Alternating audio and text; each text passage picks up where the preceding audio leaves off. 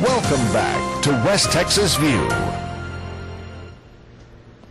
Welcome back to the West Texas View. I'm Johnny Lou Avery, and Clint Lynch is the director of the Texas State Veterans Cemetery that is located at Abilene, Texas. And it serves not only this whole area, but any veteran anywhere that wants to be buried in the state cemetery. And one of the things that I wanted him to do was to talk about the burial benefits of veterans, because I'm not even sure that I understand what all is available. So tell us about that.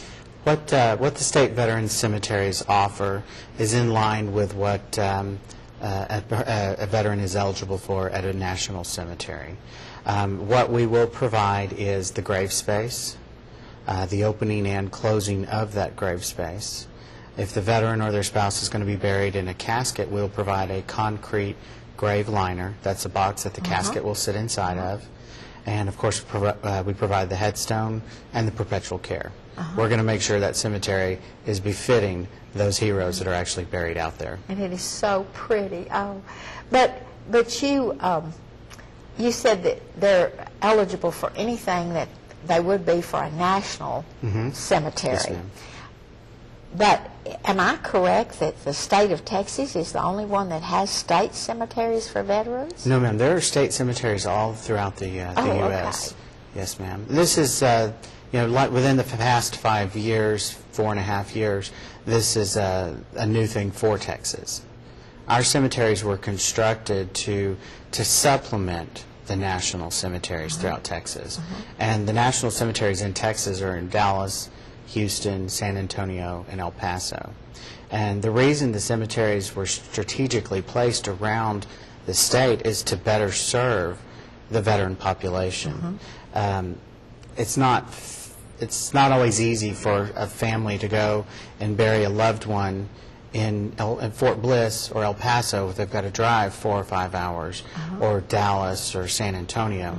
And so we're trying to serve not only the veterans but the families as well, because those families are going to want to come back and they're going to want to visit the grave and place flowers and birthdays and anniversaries and stuff of that matter. And so it's always going to be easier for them to travel to Abilene than it may be to travel to El Paso or to Dallas. If they live in Seminole, it's easier to get to Abilene than it would be to go on to Dallas or to go to El Paso or somewhere. Yeah, exactly.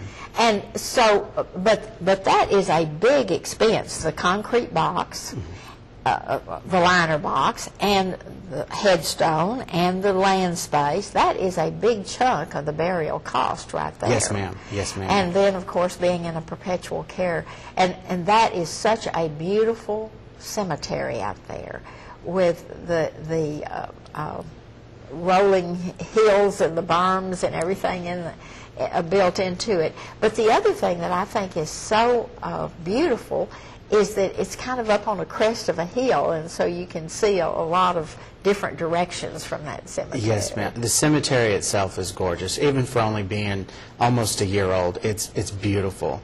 And what's so great about it is it's only going to get prettier. As the trees get established, as the grass really starts to fill in, it's an amazing spot. And just for people who don't know where it is, if you're going down the interstate, you turn on Farm to Market 600. Yes, ma'am. And it's just about 2 blocks or 2 miles or something. It's 4 miles. Directly 4 miles north of Interstate 20 on FM 600, which is also Westlake Road. Going out to Fort Phantom. So anytime you're on your way somewhere from the Permian Basin back toward the Dallas area, pull off the road and go by and see that veteran cemetery, because you'll be impressed, I can tell you. But the other thing I wanted us to talk about is when I went out with my uncle, one of the things you gave me was a form to fill out about what I wanted on the marker. Yes, ma'am. And I could have something about his rank and his branch of service, and then I could have a cross or something that depicted his religious affiliation, and then I got to say some kind of saying. And what we chose, with your help, was that he was a Pearl Harbor survivor. Right. And so that was important to me, but I would have never thought about that, and now it's very meaningful. So those were the kinds of help that you gave me that I thought was extremely above and beyond from what I expected. But tell me now, and in my case, we had him cremated, and you gave a choice of having him put in a columbarium wall, or he could have been his ashes could have been buried in the ground. Right. Well, tell me about that. Is that just so much spaces, and when that's gone, or do you have option to build more land? Or the cemetery in Abilene has 63 acres, and about 32 of those acres right now are under development. Okay. So there's a possibility of over 20,000 burials in that entire cemetery.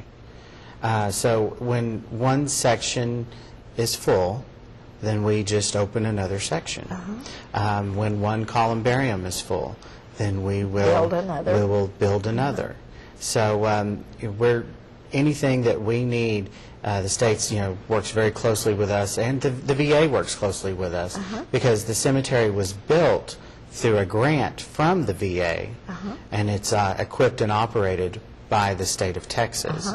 And so, over time, as we start to fill up our columbarium wall, we'll put in a request for a grant through the VA to construct a new one.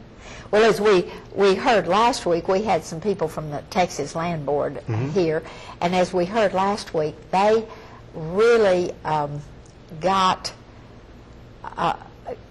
We have a lot of services in the state of Texas, and that's why I thought maybe the cemeteries were part of this. That's not offered in every state. Right. And so, like some of the land loans and those kinds of things. And so the fact that we have got this cemetery, does it have anything to do with the fact that we've got a VA hospital in this area? They're trying to place the cemeteries, again, where they're needed the most. The population. And there's a cemetery down in the Rio Grande Valley, but there's not a military installation there, or there's not a VA hospital. There are VA clinics. The closest there would be San Antonio. Of course, in Killeen, there's Fort Hood, and there's the VA in Temple. So the state of Texas is, again, trying to place these in areas to better serve the population. We're going to have to take a break. We'll be right back in just a minute and finish this conversation with Clint Leach, the director of the Texas State Veterans Cemetery that's located in Abilene. See you in just a minute. Stay tuned. West Texas View will be right back.